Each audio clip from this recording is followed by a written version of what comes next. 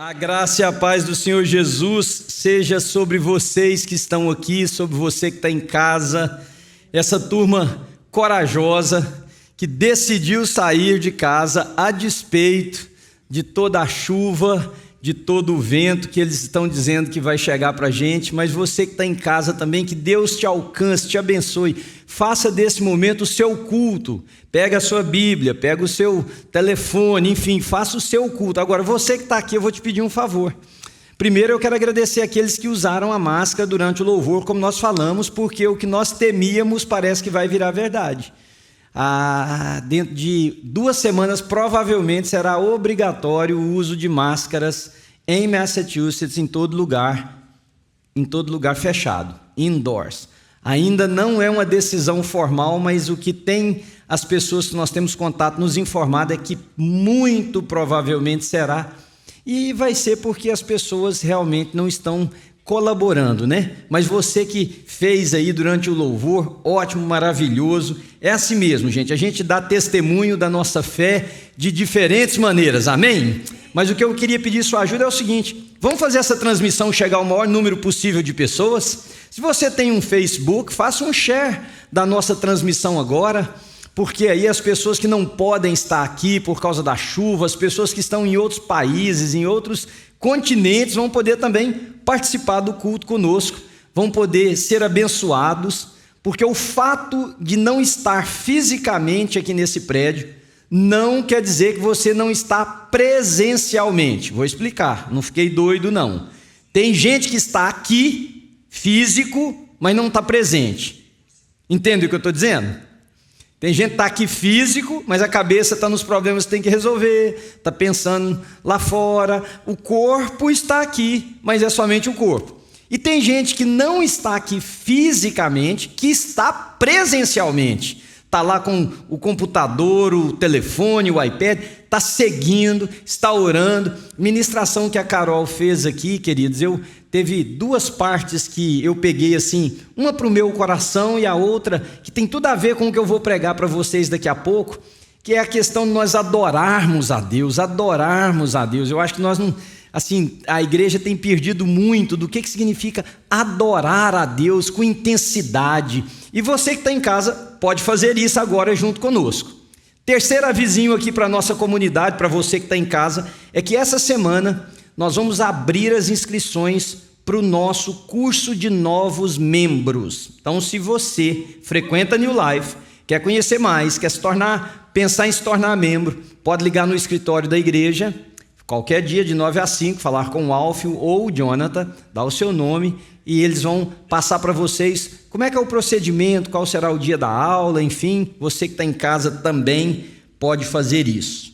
Muito bem, vamos meditar na palavra de Deus? Abre aí o que você tiver, porque hoje em dia não adianta a gente falar mais a Bíblia, abre o telefone, o iPad, siga aqui na tela. Nós vamos ler um texto grande hoje, porque é uma história e ele precisa de ser contada de forma completa. Segundo livro de Crônicas, capítulo de número 20. Segundo livro de Crônicas, capítulo de número 20. Nós vamos ler do versículo 1 até por volta do versículo 22, 25, por aí. Mas eu queria que você acompanhasse, porque eu acho que é uma história que a grande maioria de vocês não conhecem toda. Conhecem com certeza um dos versículos que fala: essa guerra não é sua, essa guerra é do Senhor. Todo mundo sabe disso. Tomai posição, ficai parado, todo mundo quase sabe disso. Mas vamos ver a história como um todo. Começando no versículo de número 1. Depois disso, os moabitas e os amonitas, ou seja, os descendentes de Moabe e de Amon, com alguns dos meunitas, entraram em guerra contra Josafá. Então informaram a Josafá: um exército enorme vem contra ti, de Edom, do outro lado do Mar Morto. Já está em Azazon Tamar, isso é, em Gede. Alarmado, Josafá decidiu consultar o Senhor e proclamou um jejum em todo o reino de Judá. Reuniu-se, pois, o povo, vindo de todas as cidades de Judá, para buscar a ajuda do Senhor. Então Josafá levantou-se na assembleia de Judá e de Jerusalém, no templo do Senhor, na frente do pátio novo, e orou ao Senhor, Senhor Deus dos nossos antepassados, não és tu o Deus que está nos céus? Tu governas sobre todos os reinos do mundo, força e poder estão em tuas mãos, e ninguém pode opor-se a ti. Não és tu o nosso Deus que expulsaste os habitantes dessa terra perante Israel, teu povo, e a deste para sempre aos descendentes do teu amigo Abraão? Eles a têm habitado e nela construíram um santuário em honra do teu nome, dizendo: se alguma desgraça nos atingir, seja o castigo da espada, seja a peste, seja a fome, nós nos colocaremos em tua presença diante deste templo, pois ele leva o teu nome, e clamaremos a ti em nossa angústia, e tu nos ouvirás e nos salvarás. Mas agora, aí estão os amonitas, moabitas e habitantes dos montes de Seir, cujos territórios não permitiste que Israel invadisse quando vinha do Egito. Por isso, os israelitas se desviaram deles e não os destruíram. Vê agora como estão nos retribuindo, ao virem expulsar-nos da terra que nos deste por herança. Ó nosso Deus, não irá tu julgá-los? Pois não temos força para enfrentar esse exército imenso que está nos atacando. Não sabemos o que fazer. Os nossos olhos se voltam para ti. Todos os homens de Judá, com suas mulheres e seus filhos, até os de colo, estavam ali, de pé, diante do Senhor.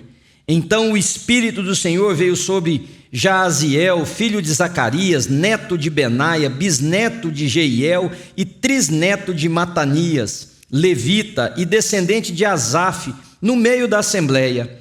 Ele disse: escutem todos os que vivem em Judá e em Jerusalém, e o rei Josafá, assim lhes diz o Senhor: não tenham medo nem fiquem desanimados por causa desse exército enorme, pois a batalha não é de vocês, mas de Deus. Amanhã desçam contra eles, eles virão pela subida de Ziz, e vocês os encontrarão no fim do vale, em frente ao deserto de Jeruel. Vocês não precisarão lutar nessa batalha. Tomem suas posições, permaneçam firmes e vejam o livramento que o Senhor lhes dará. Ó Judá, ó Jerusalém, não tenham medo nem se desanimem. Saiam para enfrentá-los amanhã, e o Senhor estará com vocês. Josafá prostrou-se, rosto em terra, e todo o povo de Judá e de Jerusalém prostrou-se em adoração perante o Senhor. Então os levitas, descendentes dos coatitas e dos coreitas, levantaram-se e louvaram o Senhor, o Deus de Israel, em alta voz. De madrugada partiram para o deserto de Tacoa. Quando estavam saindo, Josafá lhes disse: escutem-me, Judá e povo de Jerusalém, tenham fé no Senhor, o seu Deus, e vocês serão sustentados. Tenham fé nos profetas dele, e vocês terão a vitória. Depois de consultar o povo, Josafá nomeou alguns homens para cantarem ao Senhor e o louvarem pelo esplendor de sua santidade, indo à frente do exército, cantando: deem graças ao Senhor, pois o seu amor dura para sempre. Quando começaram a cantar e a entoar louvores, o Senhor preparou emboscadas contra os homens de Amon, de Moabe e dos montes de Seir que estavam invadindo Judá, e eles foram derrotados. Versículo 23, os amonitas e os moabitas atacaram dos montes de Seir para destruí-los e aniquilá-los. Depois de massacrarem os homens de Seir, destruíram-se uns aos outros. Quando os homens de Judá foram para o lugar onde se avista o deserto e olharam para o imenso exército, viram somente cadáveres no chão. Ninguém havia escapado. Então Josafá e os seus soldados foram saquear os cadáveres e encontraram entre eles grande quantidade de equipamentos e roupas e também de objetos de valor. Passaram 3 dias saqueando, mas haviam mais do que eram capazes de levar. Amém, queridos? Feche os seus olhos e vamos orar mais uma vez. Pai querido, fala conosco agora através da Tua palavra.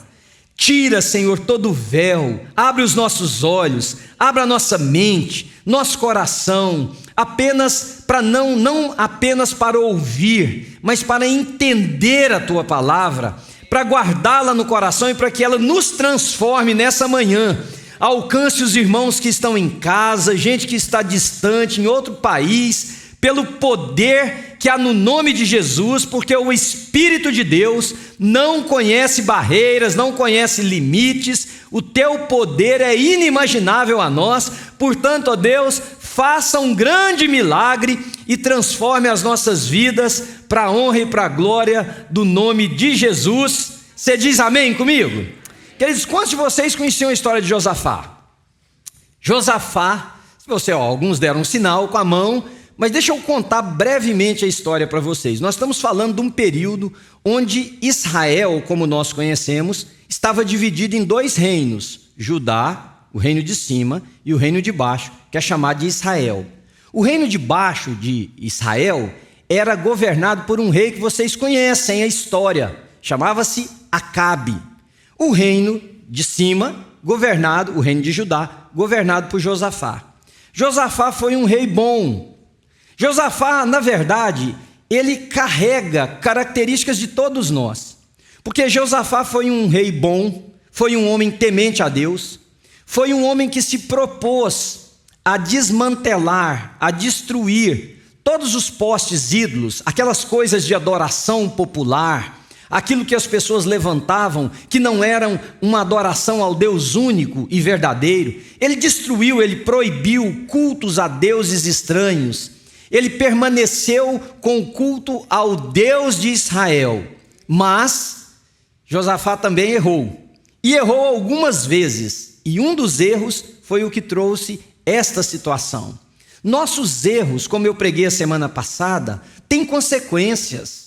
Às vezes a gente encara tudo como sendo maldição, como sendo uma atuação espiritual, sobrenatural, e às vezes é. O nosso inimigo, o diabo, ele arma, ele trama, ele destrói, porque você e eu precisamos entender que ele veio para seduzir, para roubar, para matar, para destruir, e às vezes ele faz isso de maneiras que nós nem imaginamos. É uma mudança na nossa maneira de interpretar a vida, é a sedução por algo que parece bom.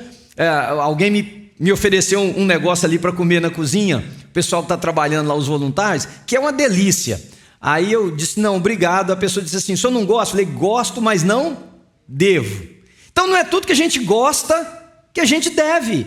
Não é tudo que nos atrai que nós devemos fazer. Não é todo lugar que nos é, embora livres, não nos é bom. Vocês entendem o que eu estou dizendo? Então muitas das coisas que nós encaramos assim, foi Satanás que veio, que destruiu? Às vezes sim, mas às vezes foram insinuações que nós abraçamos, foram seduções que nós cedemos a elas, foram atrações que nós não tivemos o cuidado de repensar, de conversar com alguém, de tomar uma nova posição, e de repente, queridos, acontece aquilo que a gente fala no dito popular, a casa cai. E quando cai é grande a ruína.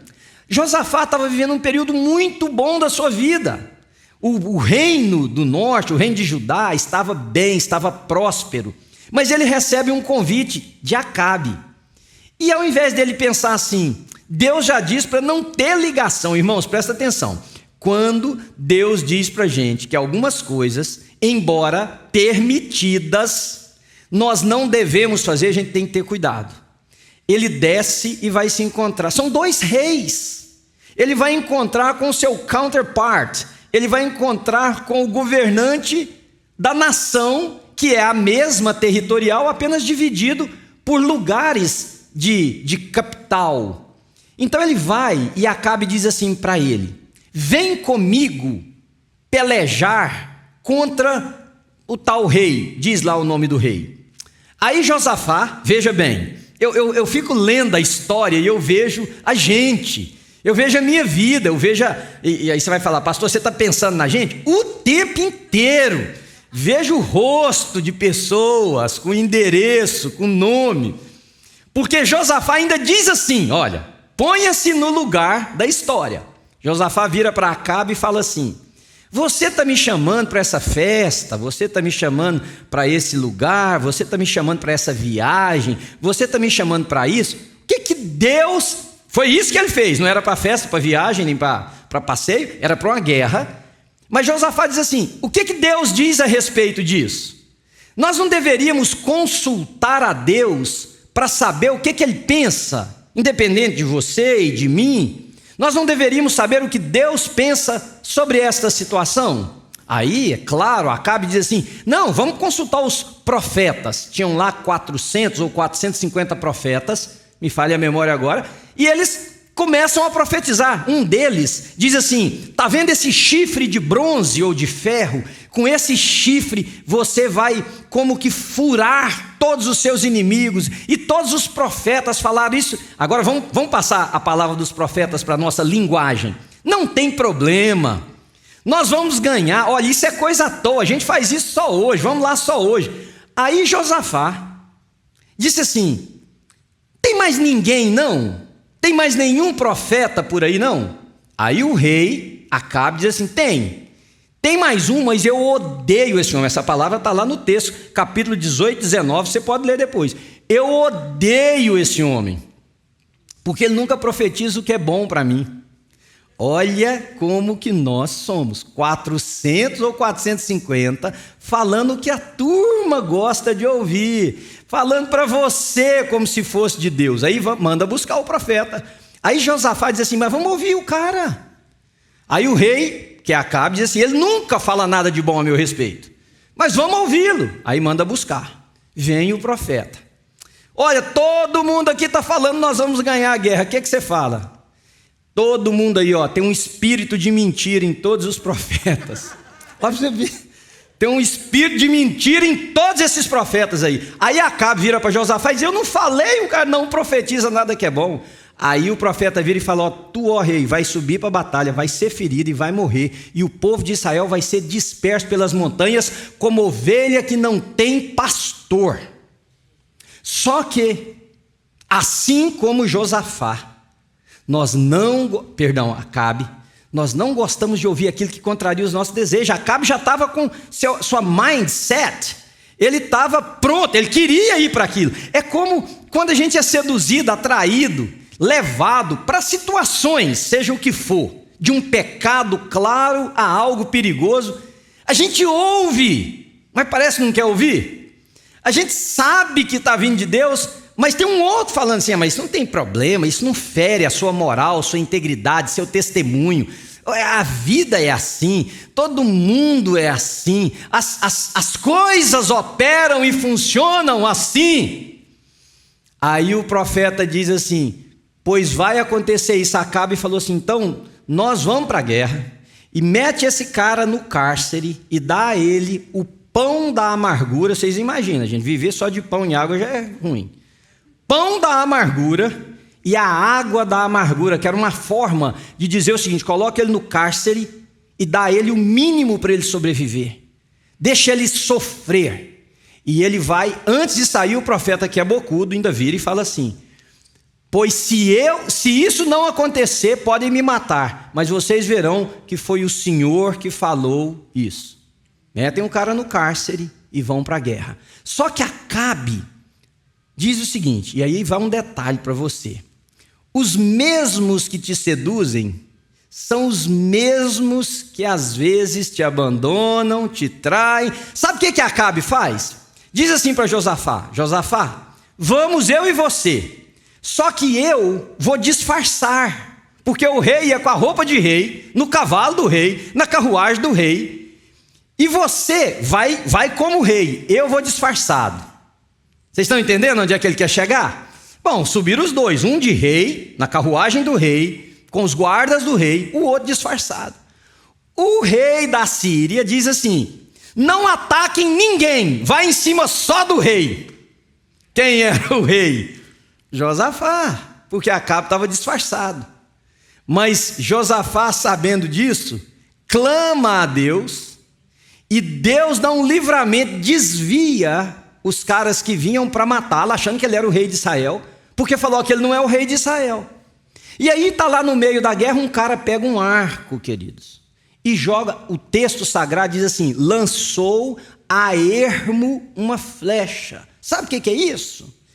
Imagina um vale repleto de pessoas, mas tão cheio. Eu não sei se você foi um ouvinte ou um leitor atencioso. Quantos dias eles saquearam os caras?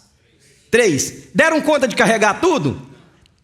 Tanto era o número de pessoas que estavam mortas. Agora imagina todo mundo vivo.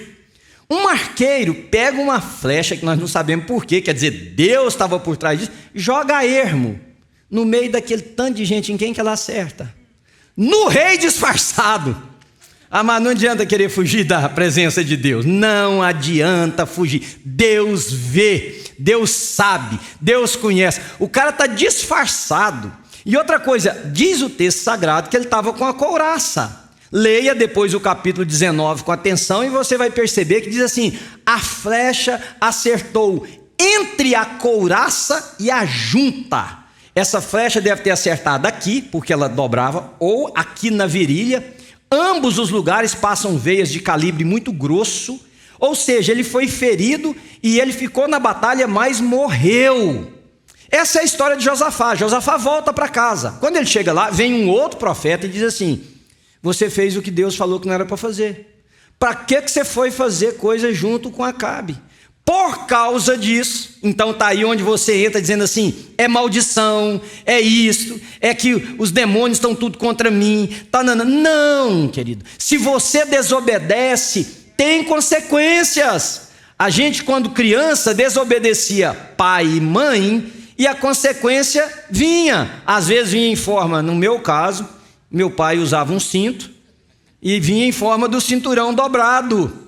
Hoje em dia, se fizer isso, vai preso, pai, todo mundo, mas naquela época, acho que meu pai não tinha medo da polícia. Então, tem consequências, irmãos. Tem consequências, e é por isso que a comunidade cristã pende como um pêndulo para extremos.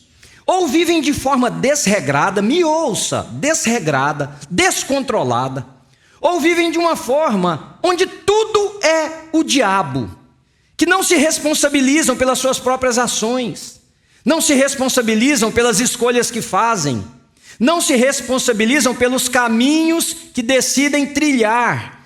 E quando a consequência dessas escolhas, desses caminhos, dessas propostas que aceitamos, desses conceitos que abraçamos aparecem, a gente imagina que é uma coisa demoníaca. Não, foi você que fez escolhas que não deveria ter feito, trilhou caminhos que não deveria ter trilhado, se ajuntou a pessoas, deu valor a propostas que você não deveria. Claro, Satanás é o nosso arqui-inimigo, mas eu e você precisamos, com a mente esclarecida pelo Espírito de Deus, também nos responsabilizar pelas decisões, pelas ações, pelas práticas que nós escolhemos. Você pode dizer amém?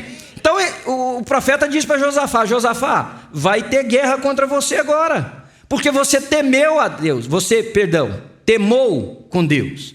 Então, baseado nessa história, e hoje foi interessante, porque bem cedinho quando eu acordei, pensando nessa questão desse hurricane, desse furacão, que é uma coisa inesperada. 30 anos que nós não temos um furacão que passa aqui em Massachusetts. 30 anos fez na quinta-feira passada. Já tivemos Tropical Storm. Furacão, não. Furacão tem que ter ventos sustentáveis acima de 75 milhas por hora mínimo, para ele ser categoria 1. Então, 30 anos que nós não tínhamos. O último foi 30 anos atrás. Muito bem, coisa inesperada. E é sobre isso que eu quero falar para você. Como que a gente lida com as situações inesperadas da vida, baseado nessa história de Josafá. Então deixa eu pensar primeiro 2 princípios aqui para a gente ficar no mesmo nível, e aí vamos olhar para orientações de Deus aqui nesse texto de como reagir a isso. Primeiro princípio é que todos nós temos inimigos. Todos nós temos inimigos. Inimigos perto, inimigos longe. Inimigos da própria casa, inimigos fora da casa. Inimigos que a gente divide local de trabalho, inimigos que a gente divide local de adoração, como igreja. Todos nós temos inimigos. Inimigos esperados e inesperados. Inimigos que você contava e aqueles que você nem conhecia. Inimigos violentos, inimigos traiçoeiros. Todos nós temos inimigos. Sabe como é que é o nome que se dá a isso? Vida. Tem gente que não gosta de você porque você é branco. Tem gente que não gosta de você porque você é negro. Tem gente que não gosta de você porque você tem uma altura, uma certa, sei lá, o corpo de uma maneira. Tem gente que não gosta de você porque você fala de uma maneira. Tem gente que não gosta de você porque você é de um determinado local, uma origem. Tem gente que simplesmente torna inimigo por questões sociais, políticas. Mais do que nunca nós estamos vendo isso agora. Mais do que nunca. Você fala sobre um determinado assunto, a pessoa pensa diferente, politicamente, e aí a pessoa se torna seu inimigo. Não tem mais diálogo, não tem mais concessão. Então todos nós temos inimigo. Agora veja, versículo 10. Mas agora aí estão os amonitas, moabitas e habitantes dos montes Seir, cujo território não permitisse que Israel invadisse. Tem inimigos que você fez o bem. Israel saiu do Egito e veio em direção à terra prometida. Alguns dos povos por onde eles passaram, Deus disse para eles: vença e expulse esse povo. Alguns outros, Deus não permitiu que eles fizessem isso. E estão aqui 3 dos povos que Deus não permitiu que eles fizessem isso. E os 3 se voltaram contra ele. Quantas vezes eu já disse na minha vida assim: mas eu só fiz o bem para essa pessoa. E você? E eu assim, embasbacado com as reações das pessoas. E você já deve ter dito: irmãos, dá uma beliscadinha em você mesmo, diz assim: acorda, isso é a vida. Todos nós temos inimigos. O próprio Senhor Jesus Cristo disse: na vida tereis inimigos. Não, na vida tereis aflições. E aflições às vezes vêm por parte dos nossos inimigos. Segundo, conceito para colocar a gente no mesmo plano. De vez em quando parece que está tudo perdido, não parece? De vez em quando você pensa assim: agora não tem mais jeito. Agora a vaca foi para o brejo. Conhece esse ditado? Não. Agora a vaca foi para o brejo. Agora, alguém sabe por que a vaca foi para o brejo? Garanto que vocês não sabem o porquê do ditado. Também não posso contar agora porque eu estou pregando, né? Mas depois eu te conto. Por que a vaca foi para o brejo? Pensa aí, você que está em casa, por que a vaca foi para o brejo? Por que a gente fala isso, a vaca foi para o brejo? Tá? Depois eu te conto. Esses povo da cidade grande aí que nunca viu uma galinha viva, não sabe. De vez em quando parece que está tudo perdido, queridos. Por que parece que está tudo perdido?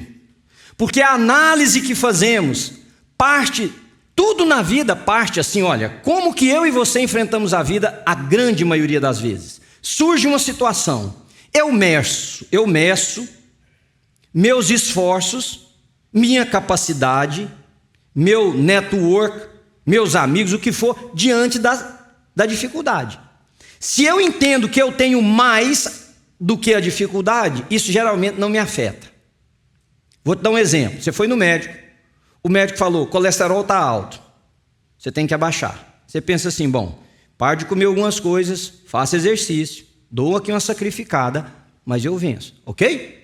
Aí você vai no outro médico. Você não, o negócio é pensar em alguém aí, porque o trem é ruim.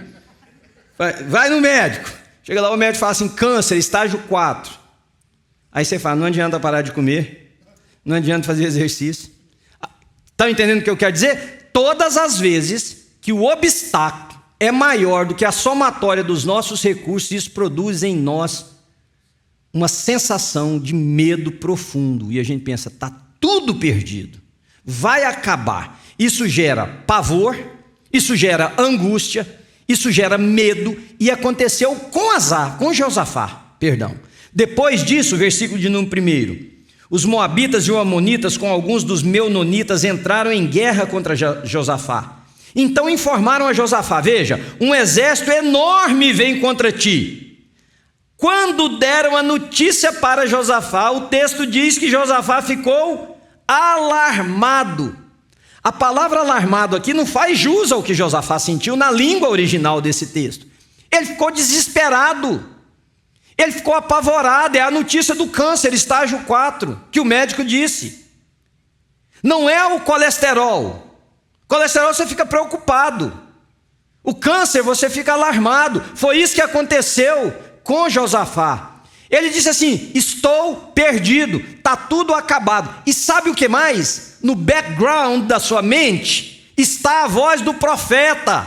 Lembram do profeta? Porque se você ler o capítulo de número 20, o primeiro versículo diz mais ou menos assim: depois destas coisas sucedeu o quê? Depois de que coisas? Da conversa do profeta com ele no capítulo anterior, onde o profeta disse assim: você temou com Deus, esse negócio vai dar a zica. A zica chegou em forma desse exército. E ele está não só medindo aquilo que eu acabei de falar, na cabeça dele, quantos soldados eu tenho, quantos carros, quantos guerreiros, quanto isso, quanto aquilo. E os de lá, quando ele viu que os de lá era maior, ele já ficou com medo, e na mente dele está assim: a voz do cara que me avisou que esse negócio ia dar errado, porque eu temei com Deus. De vez em quando a gente pensa: está tudo perdido. E algumas vezes, querido, está tudo perdido, no sentido de que, às vezes uma doença não terá cura, às vezes alguém que se foi não vai voltar, às vezes um filho, uma filha, um marido, uma mulher, um amigo, às vezes uma sociedade rompida, não vai se restaurar. Nesse sentido, sim, concretiza. Mas veja, quem é o dono da sua vida? Você precisa responder isso para você. Quem é o dono da sua vida? Se o dono da sua vida é Deus, a última parte desta página chamada Minha Vida, quem vai escrever é o autor dela. Quem vai colocar o ponto final não serão inimigos, não será o exército contrário, não será Satanás, será o autor e o consumador da minha e da sua vida, o alfa e o ômega. Mas você precisa definir isso. Por quê? Nesse momento, Josafá faz exatamente isso. Ele ficou apavorado, e não tem nada necessariamente errado no seu pavor, no seu assombro, no seu embasbacamento diante da vida, porque às vezes é muito maior do que a gente. Mas que lições nós podemos tirar para enfrentar esse inesperado, então, de forma equilibrada, de forma coerente e, acima de tudo, de forma que agrade a Deus? Veja comigo, deixa eu te dar 2 ou 3 princípios para isso. Primeiro, inicie um diálogo com a sua memória. Deixa eu explicar. Situações inesperadas, sejam elas causadas pelos inimigos, pelas situações naturais da vida, por essa coisa do médico, por esse furacão, seja o que for, chegou da noite para o dia, aconteceu. Inicie um diálogo com a sua memória. Eu e você, vocês estão me acompanhando? Eu e você temos um histórico de fé, verdade? Temos um histórico de fé. O que eu chamo de histórico de fé? Um dia eu conheci Jesus. Um dia você conheceu a Jesus. Um dia você teve experiências com Jesus. Um dia você buscou a Deus e Deus te ouviu. E Deus te respondeu. Um dia teve um marco qualquer. Teve um momento de oração. Teve um momento de revelação de Deus na sua história. Estão me entendendo? Só que estes momentos, estes marcos que eu chamo da nossa história de fé, vão se perdendo na naturalidade da vida. A gente não conta mais isso, a gente não se lembra mais disso. E por não se lembrar, o que acontece quando uma situação grande, difícil, potencialmente destrutiva surge na nossa frente? O pavor toma conta porque nós não temos histórico. Inicia um diálogo com a sua memória. Veja o que Josafá fez. Ele começa, lembra de Jeremias em Lamentações, capítulo 3? Jeremias diz assim: quero trazer à memória aquilo que pode me dar esperança. E aí ele cita algumas coisas: que as misericórdias do Senhor se renovam a cada manhã, elas duram para sempre, que o Senhor é a minha porção, a quem mais eu tenho a não ser o Senhor. Enfim, quero trazer à memória. Olha o que Josafá faz. Ele começa a orar, dizendo assim, versículo 6: Senhor Deus dos nossos antepassados, não és tu o Deus que está nos céus? Ele não está fazendo pergunta para Deus, não. Ele não está querendo lembrar a Deus quem é Deus, não, queridos. Ele está lembrando a Ele quem é Deus. Não é porventura, isso é uma forma, é uma linguagem muito própria dos livros veterotestamentários, esse diálogo em forma de pergunta, que é para lembrar a mim e a você. O Senhor não é o Deus criador dos céus e da terra. Não foi o Senhor que nos tirou do Egito. Não foi o Senhor que nos trouxe com mão poderosa. Não foi o Senhor que livrou. E olha como que ele diz: o Senhor deu essa terra ao teu amigo Abraão. Não é o Senhor. O que ele está dizendo? O que ele está fazendo? Ele está lembrando ele mesmo de que ali, naquele momento, anos depois do povo ter saído do Egito, o mesmo Deus que operou no coração de Faraó, o mesmo Deus que abriu o Mar Vermelho, o mesmo Deus que deu vitória contra os inimigos, é o Deus a quem ele está clamando. Então inicie um diálogo com a sua memória.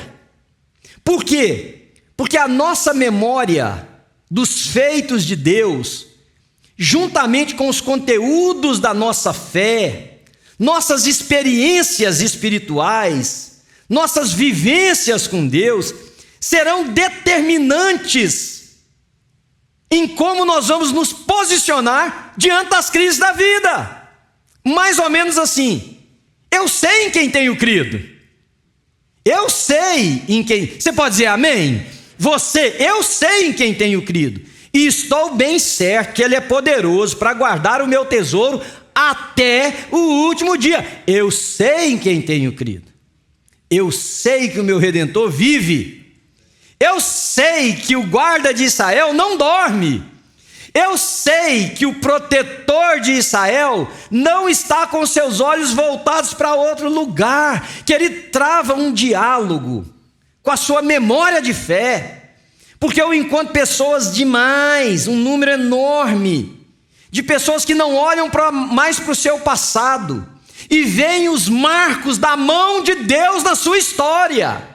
Diante das situações inesperadas e difíceis da vida, o desespero toma conta, porque não tem referência. Mas nós temos referência, todos nós temos. Qual é a sua referência? Traz ela à sua memória. Traz ela à sua memória, e foi isso que Josafá fez. Nasce um desabafo de Josafá diante de Deus, que culminou numa declaração de amor, dele dizer: o Senhor é o Deus desse povo.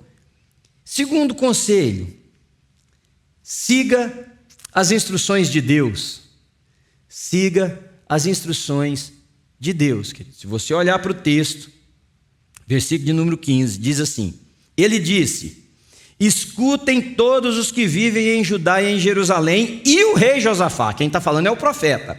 Assim diz o Senhor. E aí ele vai dizer: não tenham medo, não façam isso, não façam aquilo. Mas veja que há uma interpretação errada da fala desse profeta por alguns pregadores, quando eles dizem assim: não façam nada, essa batalha é do Senhor. Você prestou atenção na leitura do texto que eu fiz? Você prestou atenção? O texto diz assim: amanhã de manhã levantem e saiam. Só que vocês não vão ter que guerrear, mas tiveram que sair e ir para o local da batalha.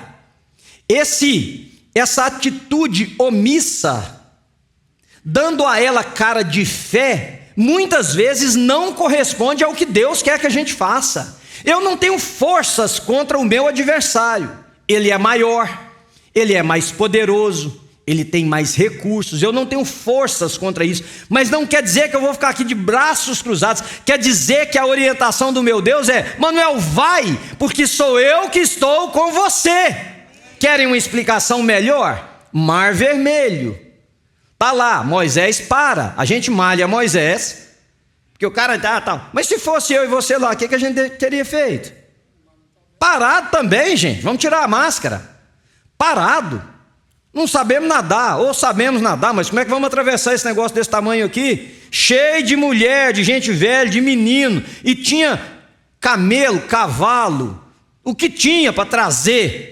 Tem que parar mesmo. Aí Deus tem um senso de humor que às vezes nós não imaginamos. E ele está lá assim: Senhor, Moisés, né? Senhor, problema. Qual que é o problema, Moisés? Lá atrás, olha lá, ó, a imagem. Lá atrás está o exército do faraó. Lado direito e esquerdo, montanhas. Deserto.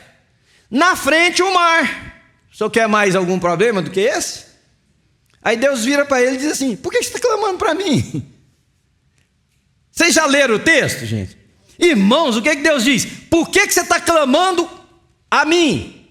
O senhor quer que eu clame a quem? Se for o senhor que, em outras palavras, botou a gente aqui nesse lugar. Olha o que Deus diz: Moisés, marcha. Marcha. Irmãos, a gente quer ver a mão de Deus. E tantas vezes nós desejamos, ansiamos, mas ficamos absolutamente passivos, parados, omissos. Senhor, muda minha relação conjugal. Anda. O andar significa faça, vai em direção.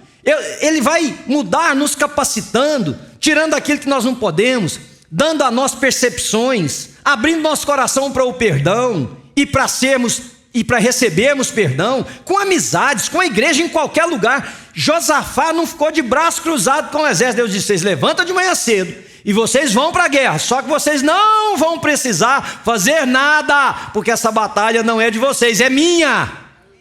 Por quê? Porque aqueles reis estavam, presta atenção no que eu vou te ensinar, porque isso aqui é chave. Não vai assim: estou com dificuldade do emprego, não me preparei, não estudei, não fiz cursos que me qualificavam. Do lado de cá tem um cara que não teme a Deus, mas que é honesto, que é bom, que estudou, que qualificou. Você vai orar e falar: Senhor, essa batalha não é minha, ela é do Senhor. Eu vou pegar o emprego e o cara vai perder. Se fizer uma coisa dessa, é injusta. Deus pode até te dar esse trabalho, mas na maioria das vezes eu não creio que Ele vai dar. Vamos ser sinceros: quem merece o trabalho? O A ou o B? Não é disso que nós estamos falando aqui, não. Cuidado. Minha batalha não é minha, é de Deus. Ô seu preguiçoso, você deveria ter estudado, se qualificado, procurado as coisas, as credenciais necessárias. O outro rapaz fez tudo isso. O mundo, este mundo, ele não é dos crentes, gente. Ele é de gente, de homens e mulheres, rapazes e moças. É de gente que está aí, veja. Quando o profeta diz isso, e você vai entender agora, o Espírito de Deus vai te ajudar a entender isso. Quando ele diz: essa batalha não é de vocês, é minha. Por que Deus diz isso? Porque essa batalha era um empecilho para o estabelecimento do povo de Deus na terra que Deus havia prometido. As nossas guerras são de Deus quando elas caem dentro do propósito de Deus. Vocês me entenderam? Tem crente que ora para o concorrente quebrar. E ele ainda fala assim: essa guerra não é minha, isso é de Deus, Deus vai... Mas se o cara tem um produto melhor do que o seu, gente. Se o cara tem uma estratégia de marketing melhor que a sua. Se ele é mais inteligente que você, sinto muito. Se ele sabe fazer as coisas melhor que você, só porque você dá dinheiro em igreja, frequenta culto evangélico, você acha que Deus vai quebrar o cara e te prosperar? Não, tira isso da sua cabeça. O profeta disse porque é o seguinte: Deus falou: meu povo vai habitar essa terra. Meu povo vai habitar essa terra. Para isso, queridos, quem se opor ao propósito de Deus não tem guerra com a gente, tem guerra com Ele. E é por isso que o profeta diz: essa guerra não é de vocês, ela é minha. Por quê? Vamos traduzir a palavra de Deus. porque eu falei que vocês vão habitar nessa terra. Então como é que eles estão vindo expulsar vocês? Eles não têm caso com vocês, o dono dessa casa sou eu, não é um inquilino, é o landlord. Então eles têm problema comigo e não com vocês. Siga as orientações de Deus, vai para a batalha como ele disse, fica parado a hora que tiver que parar, ande a hora que tiver que andar. Amanhã, versículo 16, desçam contra eles, eles virão pela subida de Ziz, e vocês os encontrarão no fim do vale, em frente ao deserto de Jeruel. Vocês não precisarão lutar nessa batalha, tomem suas posições, a mesma coisa que fosse guerrear.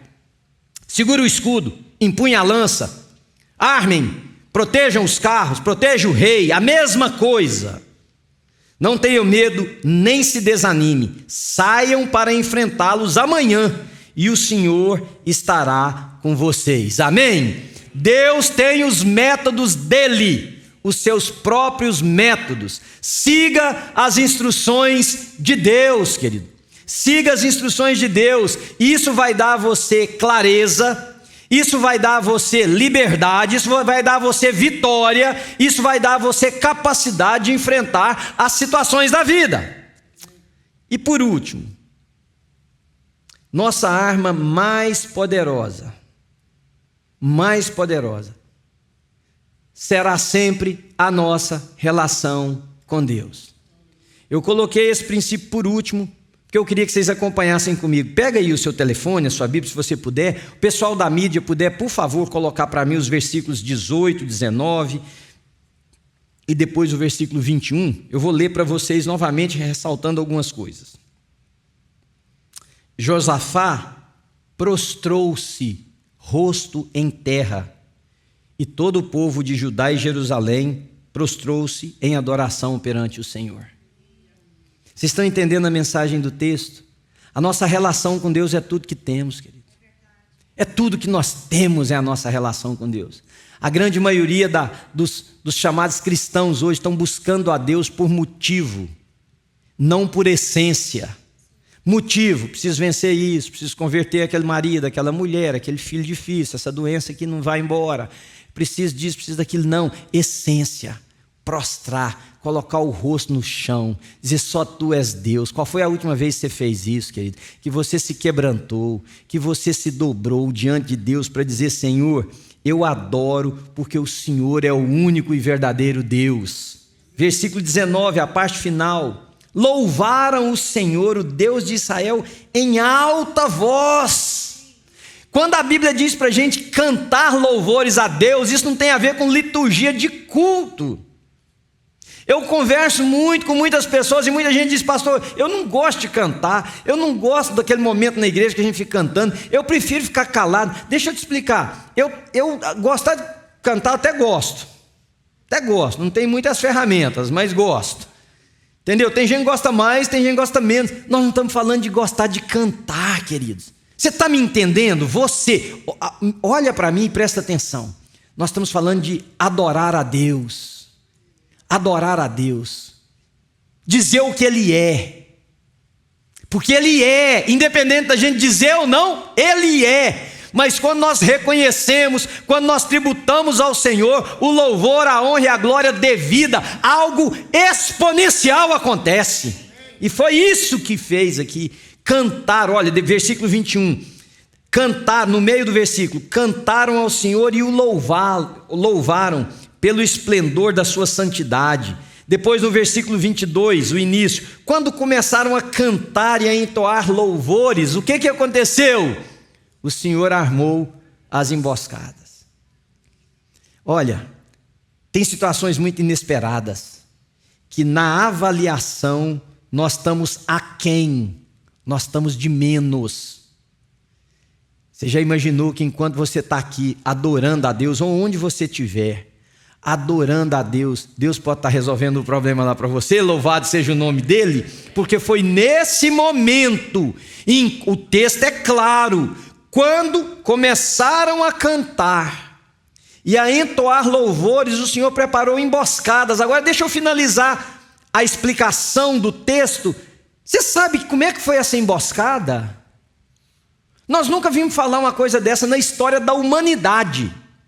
3 exércitos fazem pacto para atacar um inimigo em comum. 3 de cá, 1 de cá.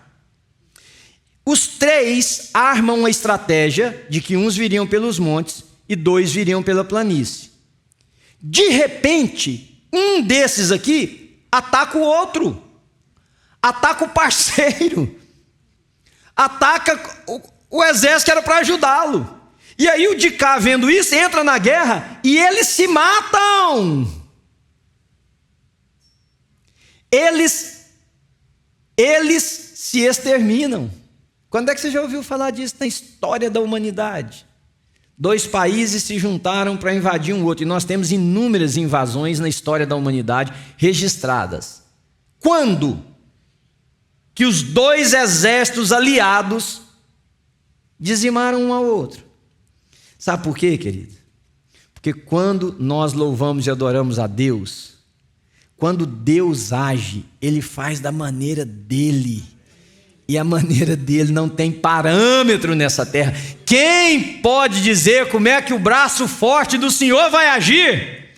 Quem é que pode dizer para ele, faz desta maneira ou daquela? O povo de Israel, no outro dia, quando sai, olha o texto sagrado, diz que o vale está coberto pelos inimigos de Israel, pelos inimigos de Judá, né? No sentido para você entender de quem nós estamos falando.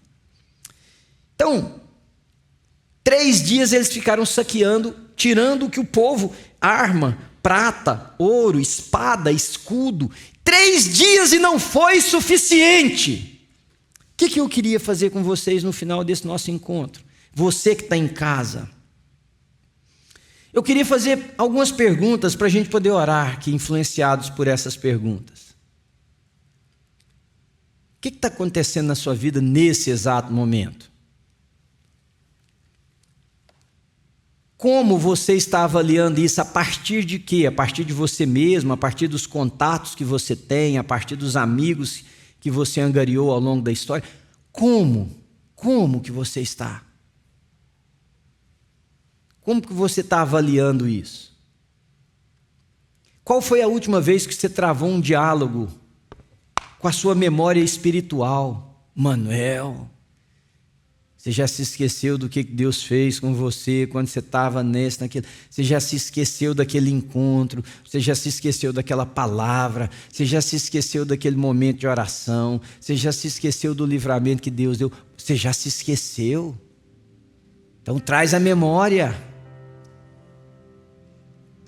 Qual é ou quais são as instruções de Deus, querido? Não são dos seus amigos, não é da influência popular, não é da influência do grupo ao nosso redor, não. Quais são as orientações de Deus para isso aí? Quais são as orientações de Deus? E como é a sua, por favor, entenda a palavra que eu vou falar, como é que é a sua relação com Deus? Eu não estou falando relação com Deus no sentido de você pertencer a essa igreja ou a uma outra, de você frequentar o seu culto, de você contribuir financeiramente. Estou dizendo qual é a sua relação no sentido de compreensão de quem Deus é e quem nós somos, de como você adora a Deus, de como você... Irmãos, todos vocês que me conhecem sabem que eu não tenho a menor crise com expressão litúrgica, não tenho. Se você quiser ficar em pé em cima de uma cadeira dessa cantando, para mim está tudo certo. Se você quiser deitar no chão, está certo. Se você quiser gritar, está certo. Se você quiser ficar em silêncio, está certo. Se você quiser curvar a cabeça, está certo. Mas para mim tem uma coisa errada. E não é errada por percepção litúrgica. Presta atenção no que eu vou falar. É errado quando você está longe da adoração que Deus merece receber. Porque frieza é uma coisa, exposição de quem somos na adoração é outra. Cada um de nós tem um estilo, cada um de nós tem uma motivação, cada um de nós faz de uma maneira.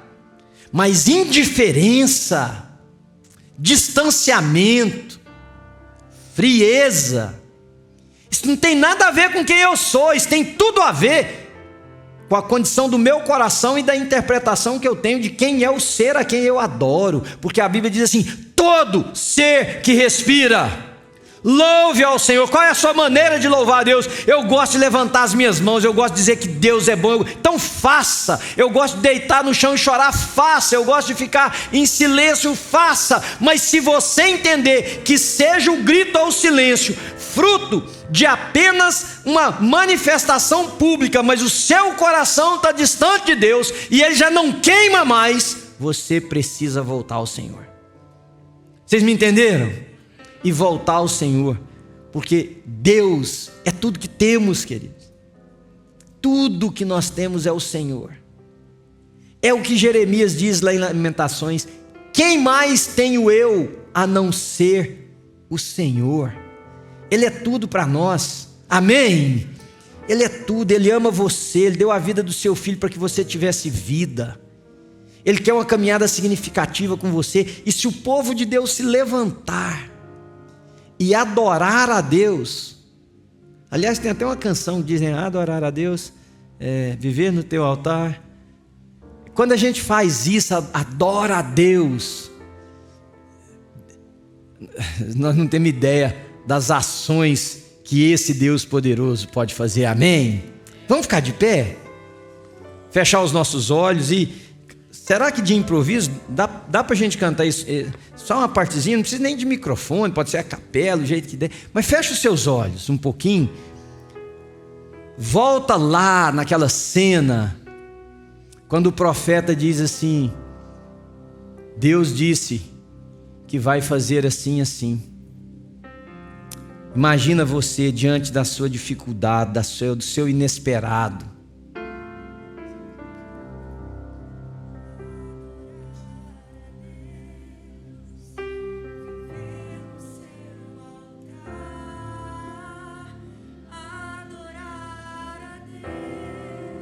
Oh, Jesus.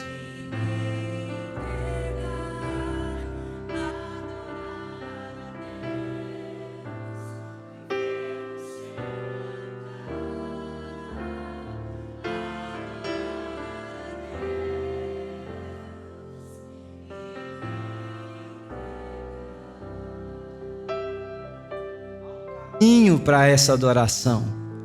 Há um caminho. Tem portas que têm que ser abertas, tem vontades que têm que morrer. Está falando do nosso coração, tem um caminho para essa adoração. Tem posições nossas que precisa cair no chão, a gente precisa dizer não tem nada a ver com Deus. Tem portas que a gente tem que abrir para entrar o novo, para entrar aquilo que Deus tem para nós. Qual é o caminho que você tem que trilhar nessa manhã para adorar a Deus? Entra nele agora, queridos. Vamos cantar mais uma vez? Oh, Jesus.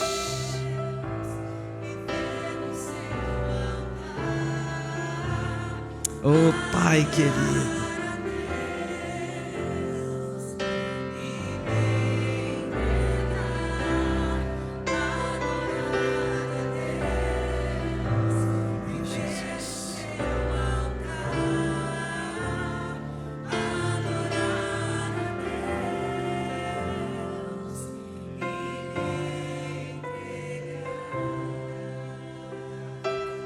Senhor Jesus, diante do inesperado da vida, diante, ó Deus, das situações que se levantam, diante de exércitos, de notícias, nós adoramos o Senhor, colocamos o nosso rosto em terra, quebrantamos na Tua presença, porque o Senhor é o nosso Deus, o Senhor é o dono da nossa história, o Senhor é o autor e o consumador da nossa vida, e a nós cabe adorá-lo, Senhor, na beleza da Tua santidade, na majestade do Senhor, porque não é porventura o Senhor, o Deus do Teu povo, aquele que nos deu vida quando estávamos mortos nos nossos delitos e pecados. Não foi o Senhor que nos salvou, não foi o Senhor que nos estabeleceu como povo. Portanto, ó Deus, glória seja dada ao nome do Senhor, glória seja dada ao nome do Senhor. Que nessa manhã, Senhor, assim como aquele profeta falou diante de Acabe, diante de Josafá,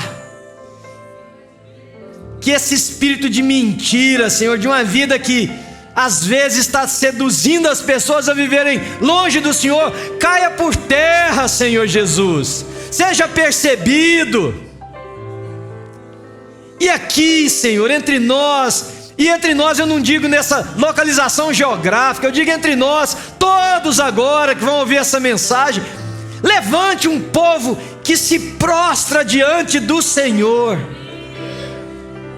adora o teu nome, bendiz o nome daquele que é o único digno de receber todo louvor, toda honra e toda glória, e não somente hoje, mas para sempre, Senhor, para sempre, louvado e adorado seja o teu grande nome.